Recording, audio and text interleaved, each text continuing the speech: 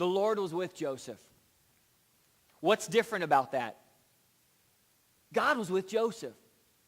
God was with Joseph even in a really rough time of his life. He was a slave. You know, there's a lot of people can complain about that. You really have a reason to complain when you're a slave. But something about this slave, God was with Joseph. God was with Joseph. And it's interesting because it's a book end at one end of the story to start it, and it helps us finish the story in a few verses. The Lord was with Joseph, and he prospered. And he lived in the house of his Egyptian master. When his master saw that the Lord was with him again, see, there's the second time, and that the Lord gave him success in everything he did, Joseph found favor in his eyes, and he became his attendant. Potiphar put him in charge of his whole household. He entrusted to his care everything he owned. From the time he put him in charge of his household and of all that he owned, the Lord blessed the household of the Egyptian because of Joseph. I think there's more there than we kind of know in our society. There's more to that story. When God's with you, when God is putting his favor on you like that, you need to be conscious of it. Wow, God's blessing this. I care to walk rightly before my God.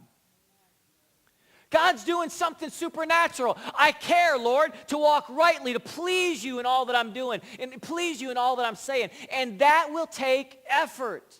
It'll take care. You don't trip over integrity, folks. We have to kind of work at it. We have to find out what his principles are and how we can implement them in our lives. But it's very clear a few times there that the Lord was with Joseph. The blessing of the Lord was on everything that Potiphar had, both in the house and in the field.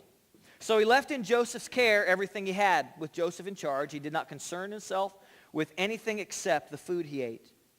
Now Joseph was well built and handsome. Woo! Now Joseph was well built and handsome, and after a while his master's wife took notice. So I need you to understand this. This is like, the Real Housewives of Egypt. These are the ladies, these are the trophy wives. I'm Potiphar's wife. I got all that I need. I've got my designer purses with pyramids on them. I've got everything. I've got the bling happening. We're in Egypt, of course, and she's bored because Potiphar's off working all of the time. And he's hired in this new guy, Joseph. Handsome guy, young guy.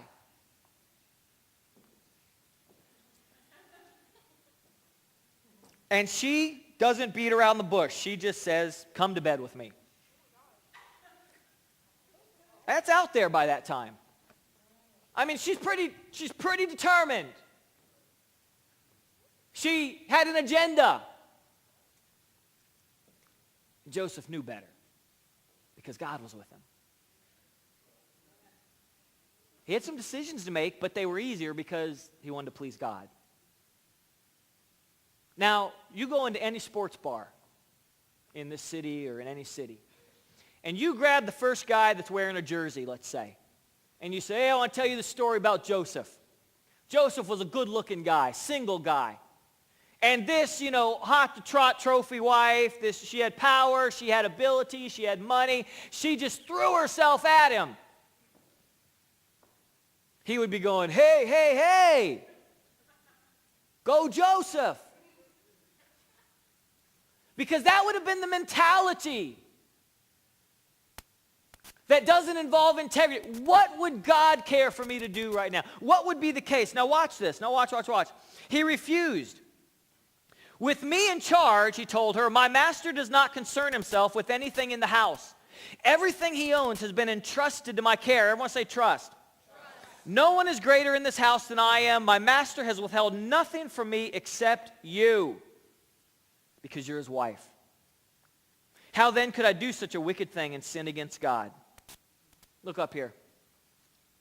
I don't care who you are, what you have, what you don't have. You've been trusted with something.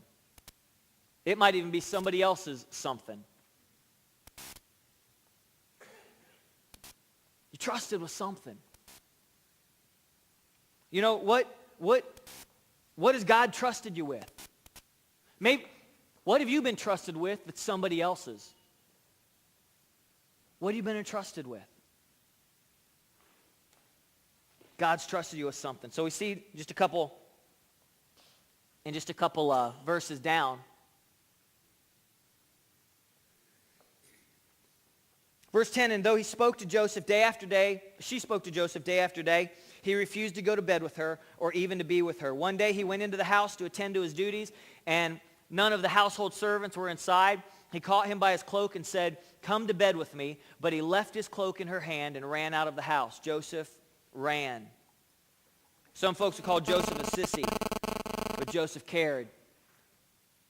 Joseph cared to do what's right. God was with him.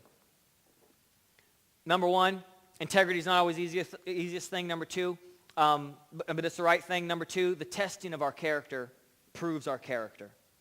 The testing of our character proves our character. Martin Luther King said this. Martin Luther King Jr. said this. The ultimate measure of a man is not where he stands in moments of comfort and convenience, but where he stands in times of challenge and controversy. All character's got to be tested. It's got to be tested. And it will be tested. And it will prove. These gentlemen who were testing the bridges, and they were testing for the content of the concrete that was poured and everything. They found flaws. They found empty. It was not whole. It was not integrous. And our integrity will be tested. In the church launch organization that we're involved with, there's a pastor. His name is Dino Rizzo out of Baton Rouge, Louisiana. And Dino told a story one time at a conference for pastors. He was speaking. He had a speaking engagement somewhere. And he was in a hotel room. He'd gotten done speaking. And he was in a hotel room. And there was a knock on the door. And he tells the story very funny. And he was just relaxing, watching TV, flipping through channels. And he opened the door. And it was a woman there. And he really didn't think too much about it until she explained why she was there. And instantaneously she looked and goes, I've knocked on the wrong door. I'm here to give a massage to so-and-so in so-and-so room. And the way he tells the story is really funny, but Dino ran. He shut the door right away, and he got on the phone with one of his best friends. And he goes, hey, you wouldn't believe what just happened to me. Nobody would have known. Could hide the secret, hide the situation, if he was so inclined to do that. But he didn't. He became accountable to somebody else to help guard his integrity. Made that call. He connected with someone else. Dino ran in that same situation. So the testing of our character depends on what we choose to do when no one's watching.